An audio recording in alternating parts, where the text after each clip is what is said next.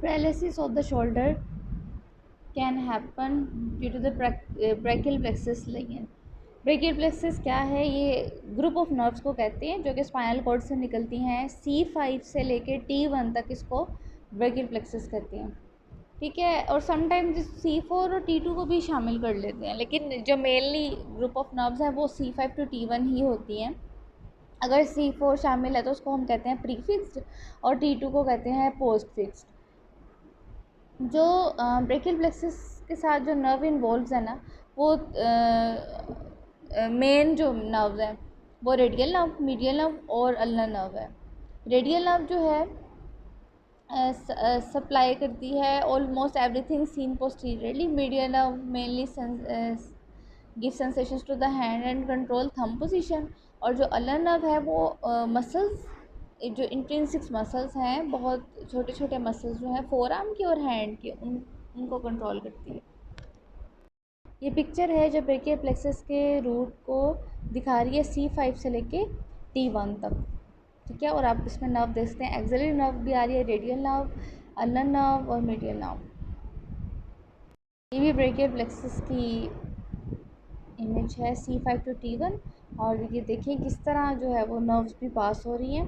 Axillary nerve, musculocutaneous nerve, radial nerve, median nerve और ulnar nerve. जो main function है nerve roots के, C5 का काम होता है ज़्यादा शोल्डर एब्डक्शन में, C6 एल्बो फ्लेक्शन में, C7 और C8 का फोर आर्म की जो है वो प्रोनेशन और supination, wrist thumb extension, finger movements. और T1 जो है वो intrinsic muscles of the hand को कंट्रोल कर रहे होते हैं। तो अगर डैमेज हो जाता है, cause of damage to the brachial plexus, तो द प्लेक्सस में भी डैमेज इन सेवरल वेज, यानी कि एक्सेसिव प्रेशर पड़ गया उस ब्रेकियल प्लेक्सस को, या फिर कोई ट्यूमर बन गया है, या चोट लग गई है, ट्रैक्शन हो गया, खिंचाव पड़ गया है। For example, when the head is distracted away from the shoulder, this most commonly seen in the motorcycle accident, most frequently since helmets made compulsory, that is more survivors. For example, a weight falling on the shoulder or traction of the arm and due to an injury at birth. For example, Erb's palsy. Abs palsy क्या होती है? ये traction होती है नेक की, ठीक है। During delivery जो है वो नॉर्मल डिलीवरी के दौरान जो है वो एक्सेसिव प्रेशर पड़ जाना, खिंचाव पड़ जाना, ट्रैक्शन हो जाना, तो उसकी वजह से एब्स पाल्सी हो सकती है। Let me explain you. Abs palsy is a condition characterized by the arm weakness or paralysis. It is caused by the damage to a network of nerves located near the neck, जिसको brachial plexus कहते हैं।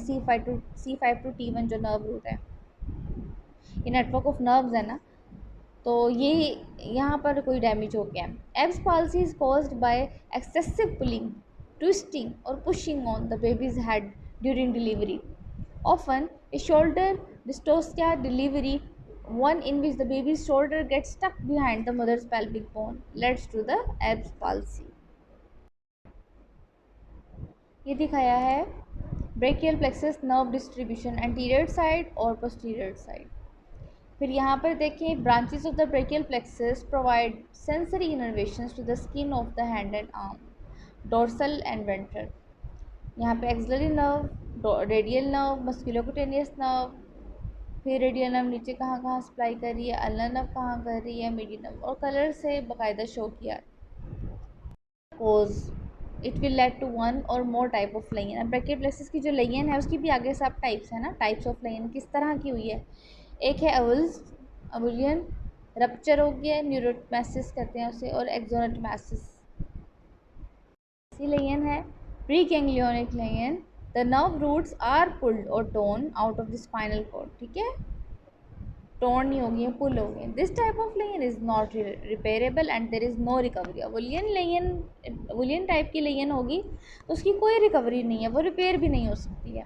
फिर दूसरी जो थी न्यूरोटोमैसिस, इसमें जो है वो रप्चर हुआ होता है। All the nerve structure is swayed but it may be repaired bye graft, ये कहीं से लेके ग्राफ्टिंग कर सकते हैं, सूचर कर सकते हैं, वो रप्चर को ठीक कर सकते हैं, लेकिन जब टोन ही हो गया तो फिर कोई वापसी नहीं है। Sternotomasis. The axons are torn within the sheath which remain intact. Spontaneous recovery is possible at 1 millimeter per day, but it is often incomplete जो है वो इनकम्प्लीट रिकवरी होगी। द लेयर में अफेक्ट ऑल 5 रूट्स, ये C5 to T1 जो है जितने भी रूट्स आ रहे हैं ये सबको डिस्टर्ब करेगी एक्सोनोटोमासिस में। और the upper root C5 to C7 और the lower root C5 to T1. The anatomy of the plexus play an important role in influencing the type of the lion. Comparison करते हैं, the root C5, C6 and C7 ये long होती हैं, ठीक है, और oblique होती हैं। Therefore they can take up more slack when when stretched then the C8 and T1, ठीक है। इसमें यही इन्वॉल्व है, C5, C6, C7, C8 और T1 यही इन्वॉल्व है। लेकिन इसमें से जो 3 है, पहली वाली वो लॉन्ग भी हैं और ऑब्लिक भी हैं, और जो दूसरी है C8 और T1 जो है वो ऑब्लिक नहीं है, वो शॉर्ट है। Also only C5, C6 and C7 are attach की प्रॉक्सिमल साइड पर अटैच है to the transverse process of the vertebra. अभी transverse process of the vertebra की पिक्चर है राइट साइड पे। Therefore, the incidence of the avulsion is higher in C8 and T1. Common clinical patterns are, अगर complete C5 and C6 हो गया है तो it will lead to the paralysis of shoulder and elbow. अगर complete C5, C6, C7 का हो गया है तो फिर कंप्लीट पैरालिसिस होगा, शोल्डर, एल्बो, रिस्ट, फिंगर और थंब की एक्सटेंशन भी मुश्किल हो जाएगी। और अगर C5, C6, C7, C8 and T1 rupture हो गया है तो फिर abuse leading to the complete paralysis, क्योंकि इसमें सारे नर्व रूट इन्वॉल्व हो गए हैं। Avulsion of all roots leading to complete paralysis. Then treatment क्या होगा? सबसे पहले सर्जरी की तरफ आएंगे। If there are chances of repairment तो फिर रिपेयर, ग्राफ्ट की ज़रूरत है, नर्व ग्राफ्टिंग की, दूसरी ऑप्शन नर्व ग्राफ्टिंग है। उसके बाद मसल कोई फ्लेल है, मसल ट्रांसप्लांट हो जाएगा। Generally not considered until at least 2 years post amputation, लेकिन अगर एम्पूटेशन भी हुई है तो फिर हम ये चीज़ें 2 साल तक नहीं करेंगे सर्जरी वगैरह। उसके बाद फिजियोथेरेपी बहुत ज़रूरी है ताकि कोई कंट्रैक्चर ना बन जाए, और मसल स्ट्रेंथनिंग एक्सरसाइजेस करवाएंगे। ऑर्थोसिस हमारे पास वो इसलिए ज़रूरी हैं क्योंकि to prevent the traction on the plexus due to the weight of the flail arm, हमें इसको सपोर्ट करने के लिए, बाजू को, शोल्डर को सपोर्ट करने के लिए सपोर्टिव ऑर्थोसिस देनी पड़ेगी। Provide elbow position and locking to allow use of the hand in an appropriate position, hold hand in a position to allow it to function at its optimum. ऐसी position set कर देंगे ताकि उसके हाथ के function वो हो सकें, उसने कुछ पकड़ना है या कोई चीज़ करनी है तो उसकी पोजीशन ही ऐसे पहले से ऑर्थोसिस के ज़रिए से उसको एक जगह पे रख देंगे ताकि वो इजीली अपने फंक्शंस परफॉर्म कर सके और वेट जो है उसको अपने जिस्म का ज़्यादा महसूस ना हो। इसी को आगे एक्सप्लेन किया है मज़ीद। एब्स पाल्सी जो है बर्थ इंजरी है when one shoulder presents with the head causing problem in delivery, the force required for the delivery of the baby cause traction in the brachial plexus. Main reason abs palsy का यही होता है। और अगर damage अगर हो गया C5, C6 तो फिर एब्स पॉइंट होते हैं ये, ठीक है। डैमेज अगर at C5 and C6 called Erb's point. अभी जो C5 और C6 है ना नर्व रूट, इनको क्या कहते हैं, एब्स पॉइंट, क्योंकि यहाँ पर अगर जो है वो ट्रैक्शन रही है ज़्यादा तब जाके एब्स पाल्सी होती है। It will lead to inability to flex the elbow, shoulder is internally rotated due to the paralysis of external rotators with the joint capsule tending to contract in this position and the forearm is pronated। इसको pronate कैसे होता है, जैसे waiters tip position, waiters जो है ना यानी कि टिप होती है ना, टिप वो ज़रा छुप के लेते हैं तो इसलिए उसको वेटर्स टिप पोजीशन कह दिया। ऑर्थोटिक ट्रीटमेंट क्या होगा, प्रिवेंट और correct the contracture of the joint capsule. Flaccid paralysis of the shoulder abductors, ठीक है, तो शोल्डर एब्डक्शन तो फिर लॉस हो गई शोल्डर की। Inability to raise the arm, markedly limit the workspace through which one can transport the hand. The principal shoulder abductor, the deltoid muscle, serves in forward reach to enable manipulating objects in the weird field, in lateral reach, especially for writing, and in backward reach for placing the hand in the back pocket or reaching the gluteal region। ये जो abduction वाले काम है जिसमें shoulder की abduction हो ना वो वाले काम रुक जाएंगे। The deltoid requires complementary action of the rotator cuff muscles to live। अब कौन काम करेंगे अगर शोल्डर एब्डक्टर्स, रोटेटर कफ मसल्स काम करेंगे, लेकिन the loss of the deltoid और rotator cuff muscle लेकिन अगर डेल्टोइड के साथ रोटेटर कफ मसल्स भी लॉस हो गया है, डैमेज हो गया है, देन बहुत ज़्यादा इफेक्ट होगा आर्म्स के फंक्शन पे, कोई भी फंक्शन परफॉर्म नहीं कर सकेगा। This is a picture of the deltoid muscle. First pic is of interior view and the second is of posterior view. Muscles कौन से हैं?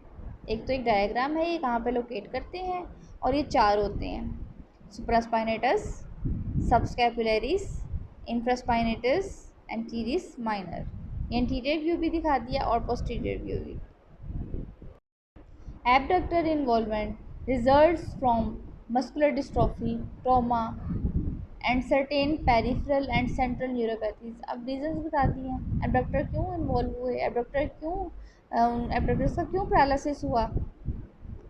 तो उसमें क्या है, ट्रॉमा हो सकता है, मस्कुलर डिस्ट्रॉफी की वजह हो सकती है, न्यूरोपैथी हो सकती है कोई ना कोई। पेशेंट्स विद रोटेटर कफ और डेल्टॉइड पैरालिसिस में be able to generate anterior and lateral forces to substitute partially for the loss. ठीक है, अगर ज़्यादा डैमेज नहीं है, पैरालिसिस है, पार्शियल पैरालिसिस है, तो थोड़ा बहुत क्या होगा, एंटीरियर लेटरल फोर्सेस लगा सकता है। The patient can abduct 30 degree or more by contracting the supraspinatus and shoulder girdle elevators while tilting the trunk towards the other side for gait compensation के ना, proper gait के लिए वो compensatory trunk tilting करेगा। None of these substitutions however is strong enough to enable, लेकिन हम कुछ भी कर लें, जो मेन है डेल्टोइड है या रोटेटर कफ मसल्स हैं, वो उनका ठीक होना ज़रूरी है। कोई भी फंक्शन तो अगर कंपनसेटरी करवा रहे हैं तो वो कोई ठीक फंक्शन नहीं होंगे, वो भी पूरी तरह नहीं हो सकेंगे, क्योंकि muscles are not strong, the other muscles are not strong enough. तो patient have to lift much more than the weight of his upper limb और to achieve the normal arm extension, उसकी एनर्जी ज़्यादा लगेगी। What is muscular dystrophy? Muscular dystrophy, it is a group of inherited diseases that damage and weaken the muscles over the time. With the time ये मज़ीद week होते रहते हैं muscles, and this damage and this weakness due to the lack of a protein, जिसको dystrophin protein कहते हैं, उसकी lack की वजह से इसको डिस्ट्रॉफी होती है, तो उसको मस्कुलर डिस्ट्रॉफी कहते हैं। ये वाला डिस्ट्रोफिन प्रोटीन जो है, that is very important for the normal muscle function, and the absence of this can cause problem in walking, in swallowing, in muscle coordination. In both forms of the disease, flaccidity progress to other muscles of the shoulder girdle, especially the lower trapezius muscle and pectoralis major muscle. इसकी वजह से क्या होगा, scapula जो है वो wing भी करेगा और एलिवेट भी करेगा। Scapula instability compounds the problem of raising the arm, और स्कैपुला इतना डिस्टर्ब हो जाएगा उसकी वजह से आर्म एबडक्शन में नहीं जा सकेगा, and the deltoid can not maintain the appropriate length, so it's contractile power decreases. Orthotic management is that the individual with a transient disturbance of dorsoscapular or long thoracic nerve require protection of the affected muscle. Otherwise, repeated flexion and abduction over 30 degrees would stretch the denervated muscles. When paralysis of the stabilizer is a part of great pathomechanical complex, then there is a need of orthotic assistance for the shoulder transport force, and it should be applied to the scapula to stabilize it with respect to the thorax. Axillary nerve injure हो जाए तो उसमें क्या होता है, the axillary nerve supplies the deltoid muscle. अब इन दोनों का ये मामला है कि एक दूसरे के लिए बहुत ज़रूरी है। Axillary nerve supplies the deltoid muscle giving sensation over the, जितनी भी सेंसेशन आ रही है शोल्डर के एरिया में वो इस एक्सिलरी नर्व की वजह से आ रही है। एक्सिलरी नर्व अगर डैमेज हो जाए, जिसको एक्सिलरी न्यूरोपैथी कहते हैं, तो डेल्टोइड और टीरिस माइनर मसल्स को तो इनर्वेशन से नहीं आएंगी, क्योंकि वो तो आनी है एक्सिलरी नर्व से होती हैं। और अगर ये नर्व अबूज्ड हो जाए, स्ट्रेच हो जाए, कंप्रेस हो जाए, डैमेज हो जाए, तो पेशेंट जो कभी भी अपनी बाजू नहीं उठा सकता, एबडक्ट नहीं कर सकता, ठीक है, उसकी पावर नहीं रहेगी, उसकी वो रेंज नहीं रहेगी, रेंज ऑफ मोशन नहीं रहेगी। स्कैपुला को एलिवेट कर लेगा कंपनसेटरी या रोटेटर कफ से मदद लेगा, बट वो भी इनकम्प्लीट मूवमेंट होगी। लेटिसिमस डोर्साई ट्राइसेप्स जो हैं उसको एनाटॉमिक पोजीशन में रखने में हेल्प करेंगे फॉर द हाइपर एक्सटेंशन, ठीक है। नॉर्मली सीट जो कि डेल्टोइड से होती थी, लेकिन अब कौन काम कर रहे हैं डेल्टोइड की जगह, लेटिसिमस डोर्साई और ट्राइसेप्स काम कर रहे हैं।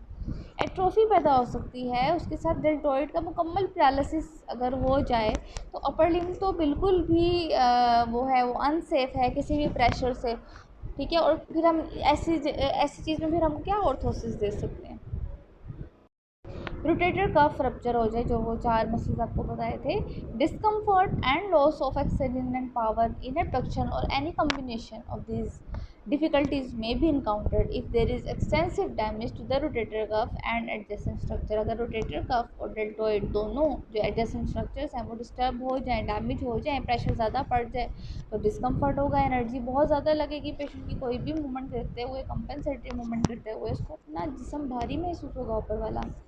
Sudden violence can tear the cuff, rotator cuff को टीयर कर सकता है। The coracoacromial arch protects the cuff from downward blows on the shoulder, ये शुरू में भी बताया था। However, an upward thrust such as from a fall on the elbow or on the outstretched hand may force the humeral head through anterior superior aspect of the cuff against the arch. Sometimes the proximate cause of the injury is a slight force. Minor trauma may summate to produce additional wear and tear erosion.